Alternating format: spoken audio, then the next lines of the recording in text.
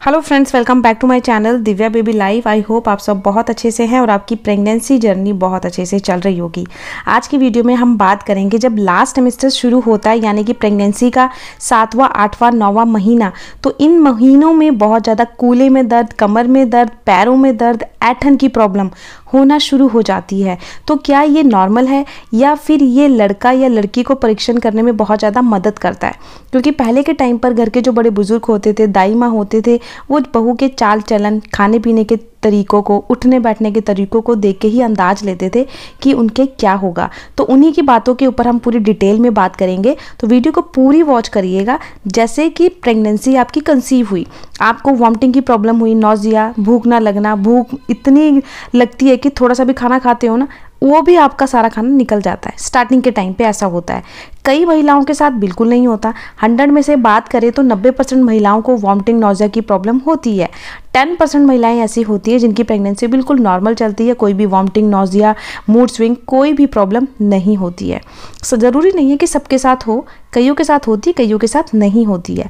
तो अब जिन महिलाओं को बहुत ज़्यादा वॉमिटिंग, नौजिया रहती है, तो उनको खाने की बिल्कुल स्मेल चली जाती है, खाना देखने में नहीं अच्छा लगता, स्मेल बहुत आती है, जी कच्चा होता है, वॉमिटिंग हो जाती है। और कई महिलाओं को स्टार्टिंग से ही खाना अच्छा लगता है और टिल 9वें महीने तक उनकी अच्छी डाइट चलती है और उनका बच्चा मोस्टली हेल्दी ही होता है। क्योंकि स्टार्टिंग जर्नी में अगर आपके डाइट प्लान अच्छा होता है तो बच्चा बहुत जल्दी विकास करता है, उसके बॉन्ड्स बहुत जल्दी से हेल्दी होते हैं और बहुत जल्दी उसका विकास होना शुरू हो जाता है। वहीं जिनको वॉमिटिंग, नौजिया होती है ना, तो थोड़ा सा स्टार्टिंग के डेज में आपका बहुत ज़्यादा वेट लॉस हो जाता है ना।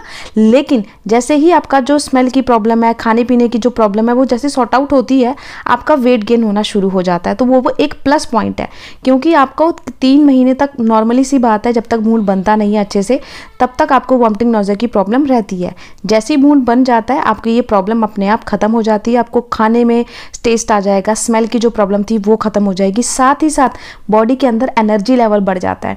स्टार्टिंग के डेज में एनर्जी लेवल बहुत ज़्यादा डाउन हो जाता है, क्योंकि हमारी बॉडी का बहुत सारा ब्लड बेबी तक पहुंचता है, जिससे कि हमारी जो बॉडी के अंदर एनर्जी होती है बहुत ज़्यादा डाउन हो जाती है।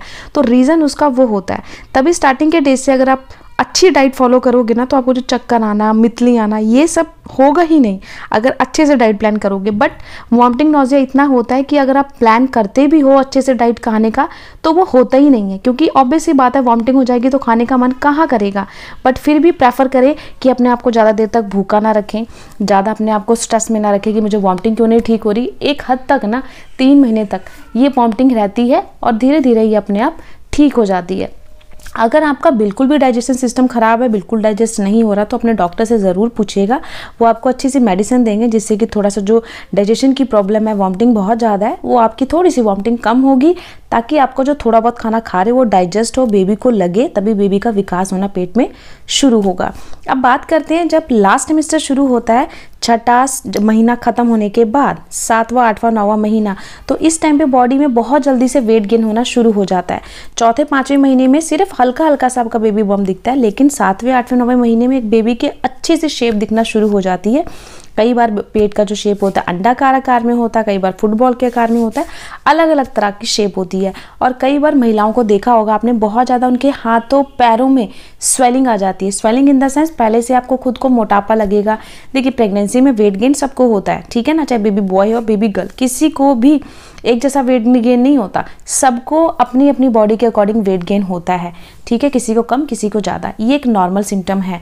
बट प्रेगनेंसी में जिन महिलाओं का ओवर वेट गेन हो जाता है, जैसे कि बहुत ज़्यादा वेट गेन, आपके पहले से गाल फूल गए हैं, हाथ पैर फूल गए हैं, खुद को आपको शीशे में देख के लगता है कि मैं पहले से मोटी हो गई हूँ, तो ये साइन एक बेबी गर्ल का होता है। बहुत सारे केस में देखा गया है, जिन्हें बेबी गर्ल होती है, बहुत ज़्यादा बॉडी में उनका वेट गेन हो जाता है। वहीं अगर प्रेगनेंसी से पहले जैसे थे आप वैसे ही हो, खाली बेबी बम की शेप बाहर है, यानी कि उसमें फैट नज़र आता है, तो ये निशानी एक बेबी बॉय की होती है। वहीं बहुत सारी महिलाओं का कहना है, जैसे ही लास्ट ट्राइमेस्टर शुरू होता है, आपने देखा होगा बैक में पेन होना शुरू हो जाता है, क्योंकि जो बेबी बम्प का जो भार है वो हमारी रीढ़ की हड्डी पे आता है, जो शरीर की बड़ी नस होती है, बड़ी हड्डी होती है। तो उस पर जब उस पर भार आता है तो उसमें पेन होना शुरू हो जाता है, जिससे कि आपको कमर में दर्द, पेट के निचले हिस्से में दर्द, क्योंकि बच्चा बड़ा हो चुका है और उसका वेट हमारे यूट्रस पे आता है, जिससे आपके पेल्विक्स में हल्का सा पेन होता है, प्राइवेट पार्ट में हल्का सा पेन होता है। तो ये एक नॉर्मल साइन है। बट बहुत ज़्यादा अगर पेन है और पेन आपका बढ़ता जा रहा है, रुकता नहीं है, तब वो एक खतरे की घंटी है, फिर आपको अपने डॉक्टर के पास जाना चाहिए। ठीक है। अब ये पेन पैरों में भी होता है, बहुत सारी महिलाएं कहती हैं मुझे पैरों में चलने में बहुत दर्द होता है, पैरों में ऐंठन बहुत होती है, रात में नस बहुत चढ़ती है, तो क्या करें। तो देखिए इसका सोल्यूशन मैंने पहले भी वीडियोस में बताया है कि अगर आपके पैरों में बहुत ज़्यादा दर्द है, ऐंठन है, स्वेलिंग है, तो एक टब में गर्म पानी लो, उसके अंदर थोड़ा सा आप डालो गर्म पानी, इतना गर्म पानी डालना है जितना कि आपके पैर सह सकें, और 1 चम्मच डालना है आपने नमक। सेंधा नमक हो तो बहुत अच्छी बात है, अगर सेंधा नमक नहीं है तो नॉर्मल नमक आप डाल सकते हो, और उसके बाद पैरों को डिप करके रखें जब तक पानी ठंडा ना हो। ठीक है।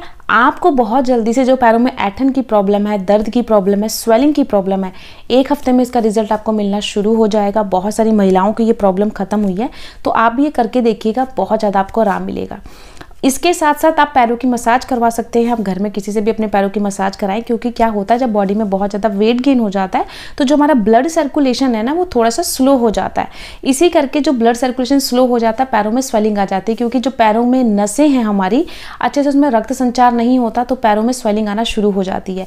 या तो आप प्रेगनेंसी जर्नी में गलती कर रहे हो कि आप बहुत ज़्यादा पैर लटका के बैठ रहे हो, या काफ़ी देर तक एक जगह बैठे रह रहे हो या खड़े रह रहे हो, तो अपना जो पोजीशन है थोड़े थोड़े टाइम के बाद चेंज करो। मैं उनकी बात कर रही हूँ जो कि वर्किंग वूमेन है और उनकी सिटिंग जॉब है, तो उनके मोस्टली पैर स्वेलिंग ही आती है, चाहे वो लड़का हो या लड़की। वैसे बहुत सारे केस में कहा जाता है स्वेलिंग होती है तो लड़की होती है, नहीं होती तो लड़का होता है, बट बहुत सारे केस में देखा गया है जिनके पैरों में स्वेलिंग होती है मोस्टली उनको लड़का भी हो जाता है और लड़की भी हो जाती है। मैटर नहीं करता जेंडर पे, क्योंकि ये ब्लड सर्कुलेशन पे डिपेंड करता है। हमारी बॉडी में जब बेबी कंसीव होता है बहुत ज़्यादा ब्लड बनना शुरू हो जाता है, क्योंकि बच्चे तक बहुत ज़्यादा ब्लड जाता है, तभी जल्दी से वो भ्रूण के रूप में बनना शुरू हो जाता है, जिससे जो रक्त कोशिकाएं हैं थोड़ी सी रक्त संचार करने में स्लो हो जाती हैं, जिससे स्वेलिंग की प्रॉब्लम हमारी जो बॉडी में ना तरल बनने लग जाता है, जिस करके अच्छे से सर्कुलेट ब्लड नहीं हो पाता, तो ये स्वेलिंग की प्रॉब्लम आती है। इससे बचने के लिए जितना हो सके आप सुबह और शाम की वॉक करें, अपनी पोजीशन एक ही मत रखें। जैसे आप एक जगह पे बहुत ज़्यादा देर तक खड़े हो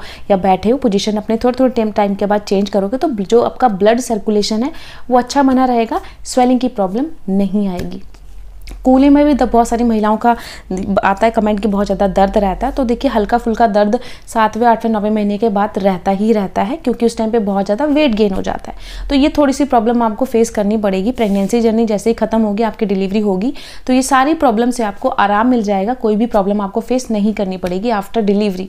ठीक है। तो अब बात करते हैं कूल्हे में दर्द होता है तो बहुत सारी महिलाओं का कहना है बेबी बॉय के संकेत होते हैं, वहीं अगर आपकी कमर बहुत ज़्यादा चौड़ी हो जाती है तो लड़की होने के साइन होते हैं।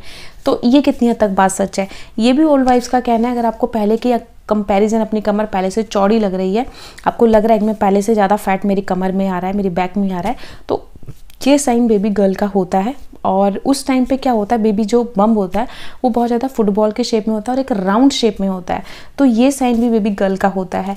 तो बाकी देखिए मेरा चैनल लिंग में भेदभाव नहीं करता, ना ही ये चीज़ मैं आपके साथ शेयर करती हूँ। अपनी वीडियोज़ में मैं सिर्फ आपसे अपना पर्सनल एक्सपीरियंस शेयर करती हूँ, जो कि मेरे दोनों ही प्रेगनेंसी में मेरे साथ सेम थे। तो वीडियो को किसी गलत धारणा से मत लीजिएगा, इंजॉयली लीजिएगा, क्योंकि वीडियो बनाने का मकसद उन महिलाओं के लिए है जिन्हें प्रेगनेंसी में बहुत ज़्यादा क्रेविंग होती है जानने की कि मेरे क्या होगा, लड़का या फिर एक लड़की। तो प्रेगनेंसी के ये लास्ट ट्राइमेस्टर में ये थोड़े बहुत जो दर्द होते हैं कमर में, पैरों में, ऐंठन, ये सब एक नॉर्मल साइन है। इसे देख के आप डरे मत, घबराएं मत, क्योंकि ये वेट गेन करके होता है। धीरे धीरे जब डिलीवरी होगी अपने आप ही सारी प्रॉब्लम खत्म हो जाएगी। तो आई होप आपको वीडियो अच्छी लगी होगी। चैनल में नए हो तो प्लीज़ चैनल को सब्सक्राइब करिएगा और इस वीडियो को गर्भवती महिलाओं के साथ ज़्यादा शेयर करिएगा, ताकि उनके मन के भी जो डाउट हैं, क्यूरीज हैं, वो दूर हो सके। मिलते हैं किसी नए टॉपिक में, किसी नई वीडियो के साथ। तब तक के लिए अपना ध्यान रखिए। Bye bye.